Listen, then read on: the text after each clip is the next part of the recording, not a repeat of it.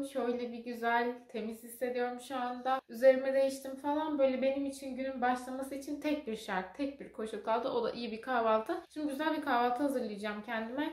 Aslında dün çok taze böyle kruvasanlar aldık da market poşetini daha boşaltmadım. O kadar tembelim ki dün geç geldik. Hemen o market poşetlerini buraya koydum. Bir tek buzluğa gidecekler ve dolaba gidecekleri yerleştirdim. Üzerimi değiştirdim, geri çıktık. O yüzden arkadaşlar hiçbir şey yerleştirmedim. Umarım hala kruvasanlar tazedir. Taze görünüyor. Çikolatalı ve kremalı var. Hangisini yesek? Ay bir tanesinin şekli kalmış arkadaşlar. Şu arkadaşın. Ay canım benim şekli kalmış. Ve şu an şekli kalmış bir şey yemek istemedi canım. Bunu mu yesek?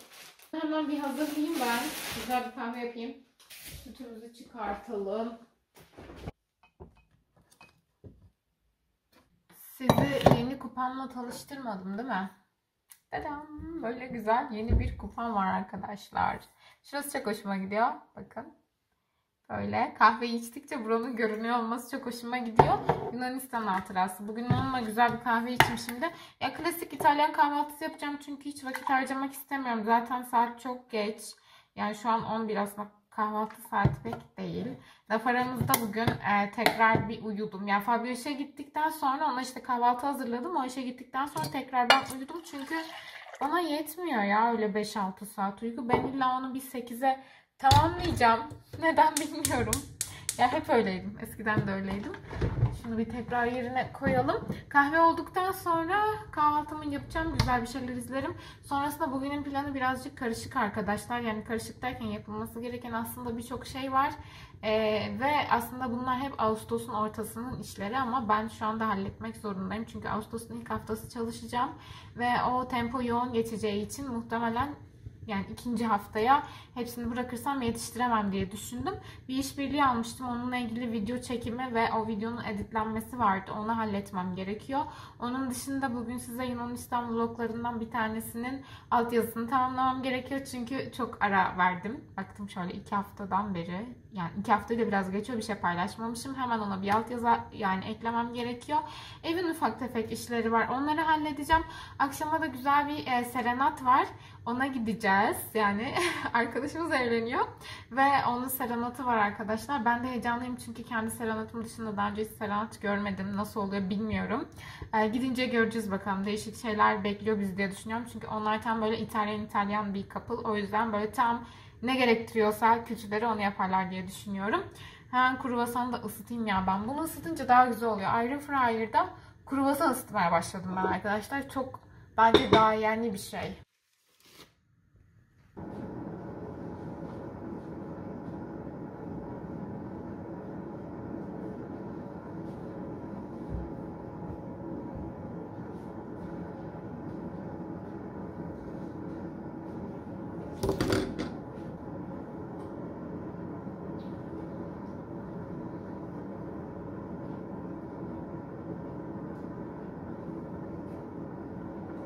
Bu ikisinin temizlenip yerlerine götürülmesi gerekiyor. Böyle şey yaptığınız zaman, motorla gittiğiniz zaman mesela şurada bir tane böcek ölmüş, görüyor musunuz?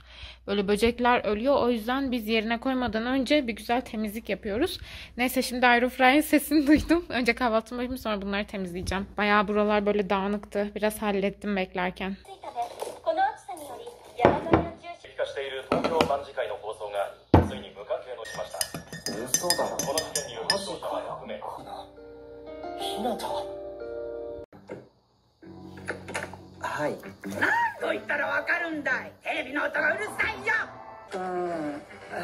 DVD は待って彼女が人生で一人それも中学の時極めつけは未だに童貞瞬間思い出したのは親でも友達でもなく100円玉1個と携帯しかもガラケー懐かしいお竹道お何やってんだよ飲みたくてやりがちな浮気にたまっちゃうんだろ浮気竹道いい経験だよねちゃんと言って君のことは何でも知りたいの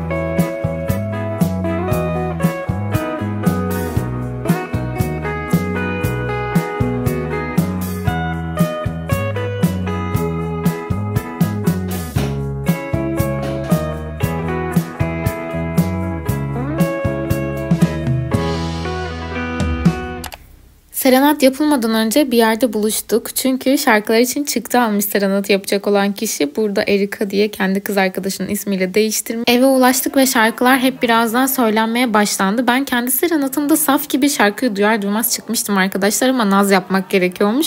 Yaklaşık bir 10 şarkı söylendi Erika için ve sonrasında o bu balkonun adı değil diğer balkondan çıktı. Ben direkt aşağıya inmiştim. Gerçekten çok safmışım ya. Bu arada özel hayatın gizliliğinden dolayı yüzleri göstermemeye çalışıyorum ama sonrasında böyle bir merdiven dayandı ve sevgilisi yukarı kadar çıktı. Gecenin sonrasında ise bir şeyler yenip şarkılar söylendi.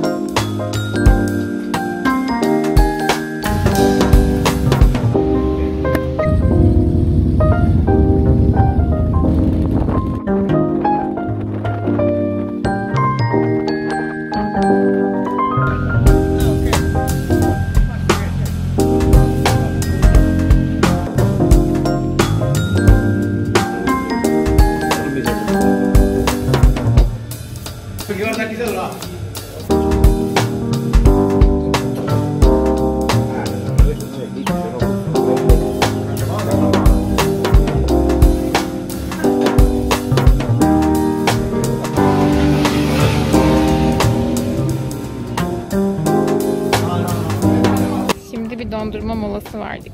Şöyle göl kenarındayız. Mangiano, veramente slowly come me. Come me.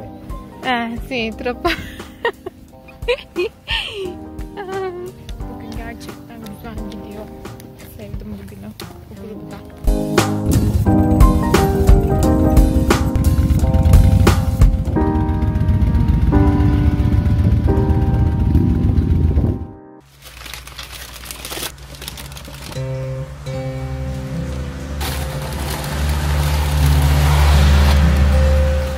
İtalya'ya ilk geldiğim zamanlar bu ekmeği asla yiyemiyordum.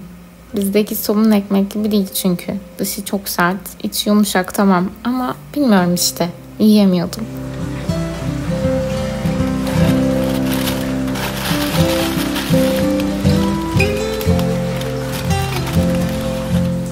Ve hatta bu peyniri. Asla tanımadığım bir peynir. İlk defa burada tattım. Fabio'nun babası yapıyor. Tuzu falan çok az geliyordu bana ama sonradan bilmiyorum. Bunu da çok beğenmeye başladım. Ve basit tatlar. Sadece ekmek, domates ve peynirle oluşturabileceğiniz güzel bir tabak.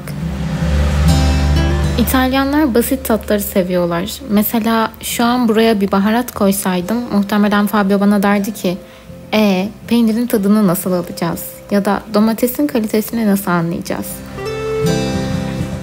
Onlar için basit lezzetler kendi içinde daha leziz aslında. Bazı baharatlar onları saklayabiliyor.